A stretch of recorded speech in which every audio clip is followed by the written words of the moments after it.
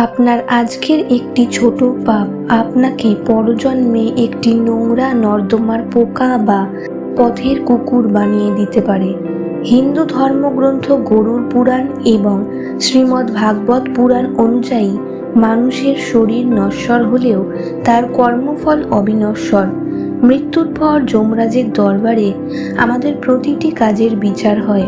চিত্রগুপ্তের খাতায় আপনার কোন পাপের জন্য কী শাস্তি বা কোন জন্ম বরাদ্দ করা আছে তা জানলে আপনি আজ থেকেই পাপ করতে ভয় পাবেন।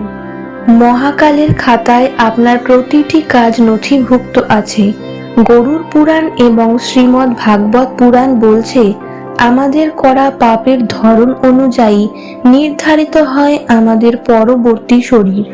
জানব কোন জঘন্য পাপের কারণে মানুষকে কুকুর, বিড়াল, সাপ এমনকি স্থাবর পাথর হয়ে জন্ম নিতে হয়। ভিডিওটি শেষ পর্যন্ত দেখুন, কারণ শেষে বলা আছে এই চক্র থেকে মুক্তির একমাত্র উপায়। 1. বন্ধুর সাথে বিশ্বাসঘাতকতা। গরুড় পুরাণ অনুসারে যারা বন্ধুত্বের পবিত্র সম্পর্ককে কলঙ্কিত করেন এবং স্বার্থের জন্য বন্ধুর ক্ষতি করেন তাদের শাস্তির কথা শুনলে শিউরে উঠতে হয়। গরুড় পুরাণ অনুযায়ী বিশ্বাসঘাতক ব্যক্তি পরবর্তী জন্মে কোনো পাহাড়ে ঘৃদ্র বা শকুন হয়ে জন্মগ্রহণ করেন। তাদের সারা জীবন মৃত প্রাণীর মাংস খেয়ে কাটাতে হয়। 2. অন্যের ধন বা স্বর্ণ চুরি। শ্রীমদ্ ভাগবত পুরাণের মতে যারা অধর্মের পথে অন্যের কষ্টার্জিত অর্থ বা সোনা চুরি করে তাদের পরবর্তী জন্মে পোকা বা পতঙ্গ হয়ে জন্মাতে হয়। তাদের জীবন হবে অত্যন্ত ক্ষণস্থায়ী এবং তারা বারবার মানুষের পায়ের তলায় পিষ্ট হয়ে মারা যাবে। 3. খাদ্যশস্য বা অন্ন চুরি।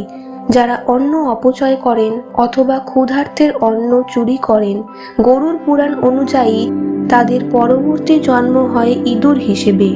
তাদের সারা জীবন অন্ধকারে লুকিয়ে অন্যের ঘরের খাবার চুরি করে জীবন কাটাতে হয়। 4. গুরুজনকে অপমান।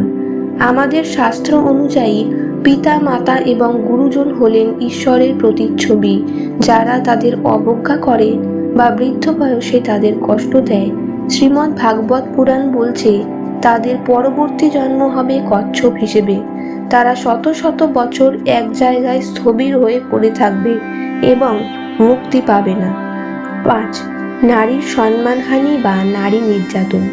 যে পুরুষ কোনো নারীকে অসম্মান করে, তার উপর শারীরিক বা মানসিক অত্যাচার চালায় অথবা প্রতারণা করে, গরুড় পুরাণে তাদের জন্য সবচেয়ে কঠিন শাস্তির কথা বলা হয়েছে। এমন পাপী ব্যক্তি পরবর্তী জন্মে ভয়ঙ্কর ব্যাধিতে আক্রান্ত কোনো পশু হয়ে জন্ম নেয় এবং লোকালয় থেকে দূরে ধুকে ধুকে মারা যায়। 6. পরস্ত্রী বা পরপুরুষে আসক্তি। শাস্ত্রমতে যারা বিবাহিত হওয়া সত্ত্বেও পরকীয়ায় লিপ্ত হয় এবং অন্যকে ঠকায় তাদের পরবর্তী জন্ম হয় ভয়ঙ্কর নেকড়ে বা শিয়াল হিসেবে। সমাজ থেকে বিচ্যুত হয়ে তাদের ভবঘুরের মতো জীবন কাটাতে হয়। 7. মিথ্যা সাক্ষ্য দেওয়া বা প্রতারণা। যারা জেনে বুঝে কারোর বিরুদ্ধে মিথ্যা সাক্ষ্য দেয় বা বিচার ব্যবস্থাকে কলুষিত করে, গরুড় পুরাণ অনুযায়ী তাদের পরবর্তী জন্মে বোবা হয়ে জন্মাতে হয়। যেহেতু তারা তাদের বাকশক্তির অপব্যবহার করেছিল, তাই ঈশ্বর পরবর্তী জন্মে তাদের কথা বলার ক্ষমতা কেড়ে নেন। 8. পরনিন্দা ও ঈর্ষা। যারা সারাদিন অন্যের সমালোচনা করে এবং অন্যের ভালো দেখে ঈর্ষা করে, শ্রীমদ্ ভাগবত পুরাণ অনুযায়ী তাদের পরবর্তী জন্ম হয় কাক বা সারমেয় হিসাবে। তারা সারা জীবন অন্যের বাড়ির উচ্ছিষ্ট খেয়ে বেঁচে থাকে। 9. জ্ঞান দান না করা বা জ্ঞানের অপব্যবহার। যারা জ্ঞানী হওয়া সত্ত্বেও অন্যকে শিক্ষা দিতে অস্বীকার করেন অথবা নিজের জ্ঞানকে অসৎ কাজে ব্যবহার করেন, তারা পরজন্মে কোনো নির্জন অরণ্যে ব্রহ্মরাক্ষস হয়ে জন্ম নেন। তৃষ্ণা ও ক্ষুধায় তারা ছটফট করেন, কিন্তু কোনো খাবার তাদের মুখে জোটে না। 10. অহংকার ও দম্ভ। যারা নিজেদের ক্ষমতা বা অর্থের দম্ভে অন্য মানুষকে তুচ্ছ জ্ঞান করে, গরুড় পুরাণ অনুযায়ী তারা পরজন্মে গাধা হয়ে জন্মায়।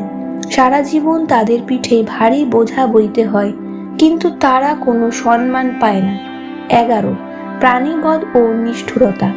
যারা কেবল নিজের জিহ্বার স্বাদের জন্য নিরপরাধ প্রাণীদের হত্যা করে বা অহেতুক কষ্ট দেয়, শ্রীমদ্ ভাগবত পুরাণ বলছে পরজন্মে সেই প্রাণীগুলোই মানুষ হয়ে জন্মাবে এবং সেই পাপী ব্যক্তিকে একই পদ্ধতিতে হত্যা করবে। একেই বলা হয় কর্মফল। 12. অলসতা ও অকৃতজ্ঞতা। যারা সুস্থ সবল হওয়া সত্ত্বেও পরিশ্রম করে না এবং অন্যের উপকারের কথা মনে রাখে না, তারা পরবর্তী জন্মে গাছ বা বৃক্ষ হয়ে জন্মায়। তারা এক জায়গায় দাঁড়িয়ে রোদ জল সহ্য করে, কিন্তু কারো কাছে কিছু চাইতে পারে না। আপনার মনে হতে পারে এই তালিকা তো শেষ হওয়ার নয়, তবে কি আমাদের সবারই পতন নিশ্চিত? না, শাস্ত্র কেবল ভয় দেখানোর জন্য নয়, বরং মানুষকে সঠিক পথে চালিত করার জন্য। গরুড় পুরাণে ভগবান বিষ্ণু বলেছেন, মানুষ যদি তার ভুল বুঝতে পেরে অন্তরের সাথে অনুশোচনা করে এবং নিজের কর্মফল শোধরানোর চেষ্টা করে, তবে তার পাপ খালিত হয়। প্রতিদিন সত্য কথা বলা, সাধ্যমতো দান করা, জীবে দয়া করা এবং ঈশ্বরের নাম স্মরণ করা হলো এই জন্ম মৃত্যুর চক্র থেকে মুক্তির একমাত্র উপায়।